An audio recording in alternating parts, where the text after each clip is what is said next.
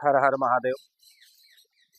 दैनिक नित्य नियम किस प्रकार से करना चाहिए, वेदों की शास्त्रों की जो धर्म की परंपरा दैनिक नियमों की ऋषि मुनियों द्वारा बनाई गई, उसके अनुसार जीवन में आचरण करने से अनेक प्रकार के लाभ प्राप्त होते हैं। क्योंकि ये छोटी छोटी चीजें हैं, लेकिन यदि हम इनको नित्य अपने जीवन में आचरण में उतार लें, अपने क्रियाकलाप में सम्मिलित कर लें, तो अनेकों प्रकार के लाभ प्राप्त हो सकते हैं। इसी कड़ी में आज बात करते हैं तर्पण की। स्नान करने के बाद प्रातःकाल प्रतिदिन सूर्य को अर्घ्य देना चाहिए। उस अर्घ्य देने के बाद में पितरों के निमित्त तर्पण करना भी एक अत्यंत महत्वपूर्ण कार्य है। पितरों के निमित्त जल लेकर के अंजलि द्वारा जल अर्पण करना तर्पण कहलाता है। दो प्रकार के कार्य होते हैं, एक देव कार्य, एक पितृ कार्य। देव कार्य किसी भी देवता का पूजन, यज्ञ, हवन, जप, तप इत्यादि देव कार्य है। पितरों के निमित्त तर्पण करना, श्राद्ध करना, पिंडदान करना, ये पितृ कार्य कहलाते हैं। प्रतिदिन पिंडदान संभव नहीं, किंतु प्रतिदिन स्नान के साथ ही पितरों के निमित्त भी यदि तर्पण का कार्य सूक्ष्म रूप से भी कर लिया जाए, पितरों की बड़ी कृपा इससे प्राप्त होती है। पितृ ऋण से उरण होने के लिए पितृ परंपरा को स्मरण करने का ये एक तरीका है। उनके निमित्त जल को अर्पण करना ही तर्पण और श्रद्धा के साथ उनको स्मरण करना ही श्राद्ध है। कब करना चाहिए, कैसे करना चाहिए कि प्रतिदिन स्नान के बाद पहले सूर्य को अर्घ्य देना चाहिए, स्नान करते समय ही। उसके बाद पितरों के निमित्त तर्पण अवश्य करना चाहिए। तर्पण के 3 प्रकार के होते हैं, 3 भेद हैं। पहला है देव तर्पण, दूसरा है ऋषि तर्पण और तीसरा है पितृ तर्पण। देव तर्पण के लिए जल हाथ में लेने के बाद सन्मुख अग्रभाग से, अंगुलियों का जो अग्रभाग है, इससे जल चढ़ाने को देव तर्पण कहते हैं।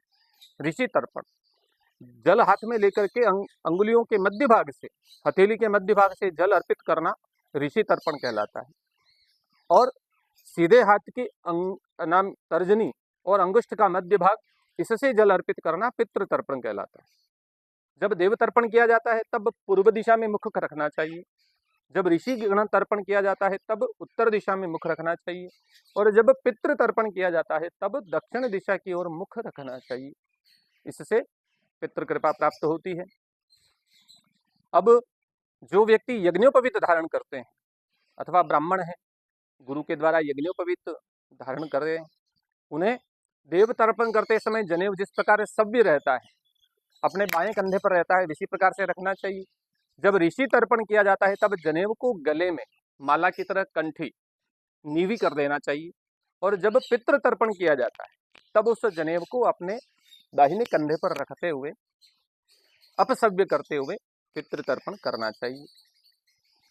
तर्पण करने की सामान्य विधि, सबसे पहले देव तर्पण करें, तब बोलें जल हाथ में लेकर के ओम भूः देवः तृप्यन्ताम, ओम भुवः देवः तृप्यन्ताम, ओम स्वः देवा तृप्यन्ताम, ओम भूर्भुवः स्वः देवाः तृप्यन्ताम।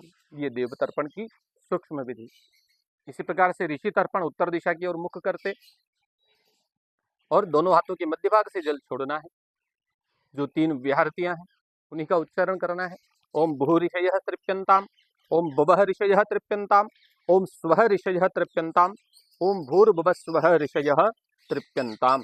इस प्रकार से ऋषियों का तर्पण करें। उसके पश्चात पितरों का तर्पण करना चाहिए। उसके लिए दक्षिण दिशा में मुख, यज्ञोपवीत पहनते हो तो अपसव्य करें और पितृ तीर्थ से जल छोड़ना है। उसी प्रकार से 3 व्याहृतियों का उच्चारण करना है। ओम भूः पितरः तृप्यन्ताम, ओम भुवः पितरः तृप्यन्ताम, ओम स्वः पितरः तृप्यन्ताम, ओम भूर्भुवः स्वः पितरः तृप्यन्ताम। कम से कम इतना प्रतिदिन करना चाहिए।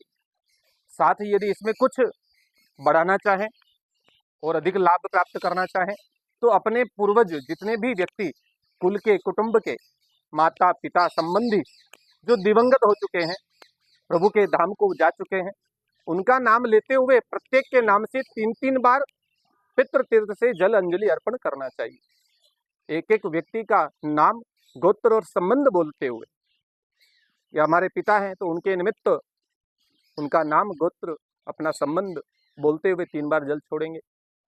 माँ है माँ के निमित्त छोड़ेंगे, दादा दादी हैं, परदादा परदादी हैं, नाना नानी है, परनाना परनानी है, जितने भी संबंध हमारे जो संबंधी हैं वो दिवंगत हो चुके, उनके निमित्त ही जल छोड़ा जाता है। जो जीवित हैं उनके लिए इस प्रकार तर्पण की क्रिया नहीं की जाती है। विशेष पर्वों पर तीर्थ में जाकर के इस तर्पण विधि को भी पूर्ण करना चाहिए। वहां पर कुशा जल, तिल, गंगा जल इत्यादि का उपयोग करने से उस तर्पण विधि में और भी अधिक लाभ प्राप्त होते हैं। पितरों की जब तिथि हो, अमावस्या हो, श्राद्ध पक्ष हो, तब तो अवश्य ही तिल इत्यादि द्वारा तर्पण करने का शास्त्रों में नियम बतलाया गया है। किंतु जो व्यक्ति प्रतिदिन तर्पण करते हुए पितरों की कृपा प्राप्त करना चाहते हैं, उन्हें कम से कम न्यूनता रखते हुए इस विधि को पूर्ण करना चाहिए। जो जल हमारे पास उपलब्ध है, शुद्ध जल, उसी से स्नान करते हुए ही तुरंत बाद में सूर्य को अर्घ्य देने के उपरांत इस विधि को पूर्ण करना चाहिए। इससे हमारे पितृ प्रसन्न होते हैं, हमें पितरों की महती कृपा प्राप्त होती है। क्योंकि जीवन में जो भी हमने प्राप्त किया है, ये जो शरीर है, ये माता पिता हमारे पूर्वजों की देन है। उन्हीं के पुण्य प्रताप से हमने ऐश्वर्य, सामग्री, धन, सब प्रकार से ऐश्वर्य संपदा प्राप्त की है।